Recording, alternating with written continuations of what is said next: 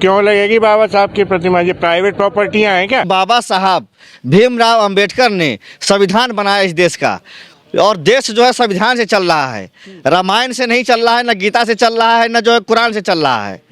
अगर ये देश रामायण से चलेगा तो राम जी की मूर्ति लगाइए, कोई ऐतराज़ नहीं होगी अदालतों में। लेकिन अदालतों में जो जज फैसला देते हैं वो बाबा साहब के दिए हुए संविधान के आर्टिकल के हिसाब से फैसला देते हैं कि रामायण और जो है गीता के हिसाब से फैसला देते हैं। इसका जवाब आप पूछिए उनसे। संविधान जो लिखा और जो हमारे बाबा साहब निर्माता हैं उनसे ऊपर तो वो नहीं है।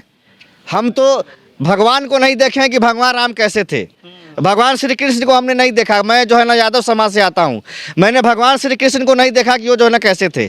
लेकिन हमने बाबा साहब के संविधान को देखा है कि अगर आज बाबा साहब का संविधान नहीं होता तो आज जितेंद्र यादव आपके सामने बोल नहीं रहा होता। कितना मानते हैं बाबा साहब को आप? बिल्कुल मानते हैं। अगर आज बाबा साहब का संविधान नहीं होता तो जितेंद्र यादव भी किसी के दरवाजे पे गोबर उठा रहा होता और किसी के खेत में मजदूरी कर रहा होता। आज हम लीडर नहीं होते अपने समाज का। बाबा साहब के संविधान की वजह से हर जाति में, हर समाज में एक जो है ना लीडर पैदा हुआ। अपने जो है आने वाले नस्लों को बताया कि तुमको आज़ादी की लड़ाई कैसे लड़नी है, अपनी मानसिकता जो है ना गुलामी की लड़ाई कैसी लड़नी है।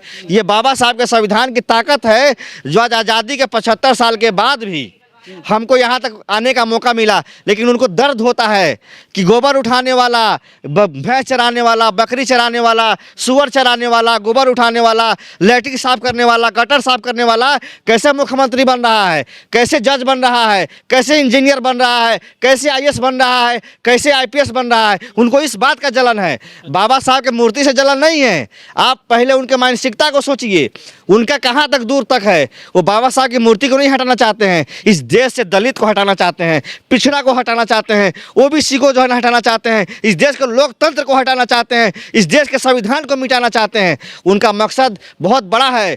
ये बाबा साहब की मूर्ति पे मत जाइए। ये देश विरोधी जो लोग हैं ये बाबा साहब की मूर्ति के नाम पर देश को बांटना चाहते हैं। बाबा साहब की प्रतिमा का केवल ब्राह्मण ही विरोध कर रहे हैं और कोई नहीं कर रहा ग्वालियर में। ब्राह्मण जाति में बहुत से ऐसे जो है ना बुद्धिजीवी लोग हैं जो बाबा साहब को बहुत मानते हैं, बहुत इज्जत करते हैं, बहुत मान सम्मान करते हैं और उनके बताए हुए रास्ते पे चलते हैं।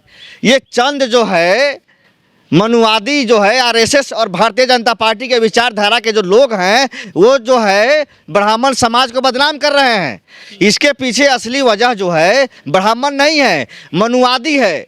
और वो मनुवादी लोग किसी भी जाति में हो सकते हैं। आप ये मत सोचिए कि वो सिर्फ जो है ना ब्राह्मण में ही होगा। जूते से मारने का काम कीजिए। ये निकालिए चप्पल और इससे मारिए ऐसे। एक चीज़ बताइए, ये देश जो है आज़ाद हुआ और आज़ाद के बाद संविधान जो है बनाया गया। ये मनुवादी लोग क्या चाहते हैं कि आज़ादी के 75 साल का अमृत महोत्सव मना रहे हैं और बाबा साहब का जो है ना मूर्ति नहीं लगेगी। अरे वो देश ही नहीं रहेगा जहां बाबा साहब का संविधान नहीं रहेगा। मूर्ति की बात आप कर रहे हैं, अगर वहाँ की सरकार ने नहीं मूर्ति लगाने दिया तो ज़बरदस्ती हम मूर्ति लगाएंगे। उसके लिए चाहे जो संघर्ष हो, अरे कोर्ट ने आदेश, जितना खून की नदी बहाना होगा बहा देंगे, लेकिन अपने जान पर खेल करके वहाँ पे मूर्ति लगाएंगे। कोई माई का लाल नहीं जो है ना पैदा लिया है जो उसको रोक के दिखा दे। वकील कह रहे हैं कि ये धर्मशाला नहीं है, ये को पब्लिक पैलेस है। ये धर्मशाला और जो है पब्लिक पैलेस की बात नहीं है। संविधान जो है निर्माता बाबा साहब भीमराव अंबेडकर ने जो संविधान बनाया, क्या उसमें सिर्फ दलितों का ही फायदा होता है, अति पिछड़ों का ही फायदा होता है? अरे संविधान पूरे देश के नागरिक को आज़ादी देती है। लोकतंत्र में संविधान सबको आगे आने का मौका देती है। संविधान के ही वजह से आज योगी आदित्यनाथ मुख्यमंत्री हैं या नरेंद्र मोदी प्रधानमंत्री हैं। अगर ये संविधान नहीं होता तो इस देश में आज भी अंग्रेज जो है ना राज कर रहे होते। लेकिन वो तो कह रहे हैं कि संविधान तो बाबा साहब नहीं लिखे हैं, बीएन राय लिखे हैं। देखिए, जिनको कम जानकारी है, अंधभक्त लोग हैं, उनको तो ये लगता है कि आज़ादी जो है ना 2014 में मिली है नरेंद्र मोदी के आने के बाद। उससे पहले तो हिंदुस्तान में जो है लोग जो है जंगल में रहा करते थे, गेहूं अनाज नहीं मिलता था, घास खाते थे।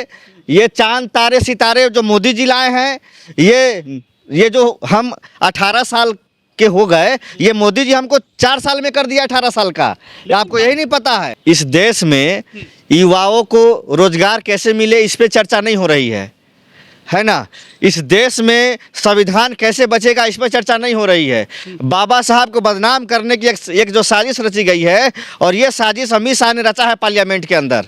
अंबेडकर क्या करते हैं, अगर इतना ईश्वर का नाम लेते तो तुमको स्वर्ग मिलता। हम कहते हैं अमित शाह जी से कि अगर आज अंबेडकर जी का संविधान नहीं होते तो आप आज जो है ना गृह मंत्री नहीं होते। गुजरात के जो है ना तड़ीपार रहे हैं आप, आपके ऊपर जब वकील बाबा साहब को पढ़े लिखे नहीं है या जानते नहीं है, मानते नहीं है बाबा साहब को। ये देखिए, पढ़े लिखे लोग तो हैं लेकिन जाहिल हैं, अंधभक्त हैं। अरे काले कोट वाले हैं वो। काले कोट वाले हैं तो क्या हुआ? हमारे कहने का मतलब है कि संविधान से ऊपर तो नहीं है। जितेंद्र जी, सवाल ये है 75 साल से कहाँ थे ये मिश्रा, चतुर्वेदी, तिवारी, जो अब कह रहे हैं कि बीएन राव ने लिखा है संविधान, एकदम से जिन्न बाहर आ गया बीएन राव का। देखिए, भारतीय जनता पार्टी की सरकार में कुछ भी हो सकता है। भारतीय जनता पार्टी के जो माननीय जो प्रधानमंत्री हैं वो कहते हैं कि जहां झुग्गी होगी वहीं मकान देंगे, लेकिन जैसे सरकार बनती है तो झुग्गी टूटना शुरू हो जाता है। जहाँ झुग्गी वहीं जेसीबी, वही JCB। और ये कहते हैं कि हम सालाना 2 करोड़ युवाओं को रोजगार देंगे, लेकिन जब इनकी सरकार आती है तो आज़ादी के 40 साल के बाद सबसे ज़्यादा बेरोजगारी है। ये कहते हैं कि हम महंगाई कम करेंगे, आज आज़ादी के बाद सबसे ज़्यादा महंगाई है। ये कहते हैं कि हम देश में अच्छे दिन लाएंगे, आज देश का हर घर में महंगाई बेरोजगारी से लोग जो है ना त्रस्त हैं। गरीब आदमी अपने बेटे को स्कूल नहीं भेज रहा है। और जहाँ तक सवाल है, इस देश में गरीबी की तादाद बढ़ती जा रही है, और जो अमीर हैं अडानी अंबानी जैसे लोग, जिनके इशारे पर ये नरेंद्र मोदी की सरकार काम कर रही है, उन्हीं के लिए हो रहा है। बाकी 140 करोड़ जनता मरे चाहे जिए, उससे प्रधानमंत्री को कोई लेना देना नहीं है। लेकिन यादव जी, सवाल ये उठता है कि जो ये वकील विरोध कर रहे हैं बाबा साहब की प्रतिमा का, ये तो सीजे रहे हैं यहाँ पर सुरेश कुमार कैत, उन्होंने ऑर्डर किया था कि प्रतिमा लगाई जाए, फाउंडेशन बन गया था, फिर ये विरोध क्यों कर रहे हैं बाबा साहब का? विरोध इसलिए कर सीजे की भी नहीं मान रहे हैं तो विरोध इसलिए कर रहे हैं, अभी हमारे सुप्रीम कोर्ट के चीफ जस्टिस थे वो जो महाराष्ट्र गए, उनके साथ जो है ना गवई साहब, उनको जो मान सम्मान मिलना चाहिए था महाराष्ट्र के जो है ना सरकार ने नहीं दिया। आप चीफ जस्टिस हैं लेकिन आपको इतना सम्मान नहीं दिया गया, तो आप समझिए कि इनके दिल में कितनी नफरत है। बताओ, जज नहीं मान रहे हैं वो लोग। भारतीय जनता पार्टी के लोग दलित को, पिछड़ा को, अति पिछड़ा को, माइनॉरिटी को कभी इंसान मानते ही नहीं। वो तो जो है ना क्षुद्र कहते हैं कि क्षुद्र है। अच्छा। और क्षुद्र की जो है गिनती जो है नाली के जो है ना कीड़ों जैसे होती है इनके हिसाब से। लेकिन मनुस्मृति कहती है ऐसा। तो मनुस्मृति के मानने वाले तो हैं ये लोग। RSS क्या चाहती है इस देश में कि मनुस्मृति लागू कर दें, और जिस दिन मनुस्मृति लागू हो जाएगी उस दिन क्षत्रिय ही जो है ना सेना में जाएगा। दलित का बेटा, यादव का बेटा, जाटों का बेटा गोबर उठाएगा, लैट्रिन साफ करेगा, घरों में जाके जो है ना गटर साफ करेगा। उनको दर्द हो रहा है पेट में कि कैसे दलित का बेटा, OBC का बेटा, पिछड़े का बेटा, भैंस चराने वाले का बेटा, गोबर उठाने वाले का बेटा, सुअर चराने वाले का बेटा, बकरी चराने वाले का बेटा, मटका बनाने वाला जो है ना, ये सबका बेटा कैसे जो है आज इंजीनियर जो है चाय बेचते थे, PM बन गए वो संविधान की वजह से। नरेंद्र मोदी जी कब चाय बेचे नहीं बेचे ये तो देश की जनता ने नहीं देखा, लेकिन देश को बेच दिया ये पूरी जनता ने देख लिया। हिंदुस्तान की इज्जत को मिट्टी में मिला दिया। अटल बिहारी वाजपेयी भी देश के प्रधानमंत्री थे जब कारगिल युद्ध हुआ था। अमेरिका बार बार चेतावनी दिया लेकिन अटल जी भी नहीं झुके, इंदिरा जी भी नहीं झुकी। ये पहला प्रधानमंत्री है जो मोदी जो है पहला प्रधानमंत्री है जो अमेरिका के कहने पर सीज फायर करवाता है। अरे अमेरिका की क्या औकात है हमारे सामने? हमारी 140 करोड़ की जनसंख्या है। तुम कहते थे कि लाल आंख दिखाने की बात करते थे, एक सर के बदले 10 सर लाने की बात करते थे, लेकिन तुमने हमारे देश का नाम पूरे वर्ल्ड में मिट्टी में मिला दिया। आज एक छोटा सा कांग्रेसी हो ना, बिल्कुल इसलिए विरोध करते हो मोदी जी का। हम कांग्रेसी नहीं हैं, हम इस देश के नागरिक हैं। पार्टी से अलग हट करके आप एक देश के नागरिक के साथ आप जो है ना खड़े रहिए। हमारे देश की GDP सुधर रही है, देश तरक्की कर रहा है, सुपर पावर बनता जा रहा है। ये सिर्फ कागजों में 0/0 है GDP। हम ये कहना चाहते हैं कि 2014 में देश पर कर्जा कितना था? 55 लाख करोड़। नरेंद्र मोदी ने 11 सालों में 255 लाख जो है अरबों खरबों लाख जो है ना करोड़ का कर्जा देश पर कर दिया। कि वो जो पैसा कहाँ गया? जब वो प्रधानमंत्री से हट जाएगा तो वो जो है ना देश का कर्जा कौन भरेगा? हम आप भरेंगे, हमारे बच्चे भरेंगे। नरेंद्र मोदी के तो कोई औलाद है नहीं।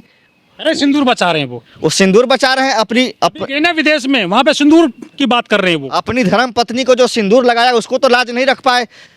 अच्छा, अपनी धर्म पत्नी जो थी उनके मांग में जो है ना सिंदूर रखा उसकी तो लाज रखे नहीं। तो देश की महिलाओं के उनका परिवार है, आप मानते क्यों नहीं हो? पूरा अगर देश परिवार है तो मोदी जी से आपके माध्यम से अपील करते हैं कि जो हम 400 में सिलेंडर देते थे आज 1000 में मिल रहा है, उसको 400 में कर दीजिए। हम 50 रुपये का डीजल देते थे, आज आप 100 रुपये में दे रहे हैं, उसको आप 50 रुपये कर दीजिए। अगर आपका पूरा देश परिवार है तो सिर्फ अडानी अंबानी और चंद पूंजीपति आपका परिवार है, तो फिर आप उनके लिए कर रहे हैं। देश की जनता को आप जो है ना बेवकूफ़ बना रहे हैं और झूठ बोल के जो है ना जनता को जो है ना उल्लू बना करके आप जो है ना प्रधानमंत्री बने हुए हैं। देश की जनता जान चुकी है कि ये जुमलेबाज, अहंकारी और तानाशाही सरकार है। इसको लोकतंत्र में उखाड़ के फेंकने के लिए जनता उतावला हो गया है। लेकिन दुर्भाग्य है कि इस देश का चुनाव आयोग इस समय जो है चुनाव आयोग नहीं रह गया है, एक तरह से लोकतंत्र की हत्या करने वाली संस्था बन गई है। महाराष्ट्र में आप देखिए एक ही जगह पे 40 लाख वोट कहाँ से आ गए। तो ये बहुत बड़ा जो है ना साजिश है इस देश को बदनाम करने के लिए और इस देश को बर्बाद करने के लिए, इस देश को लोकतंत्र को मिटाने के लिए। इसी की लड़ाई हम लोग लड़ते रहेंगे और मजबूती से लड़ाई लड़ेंगे।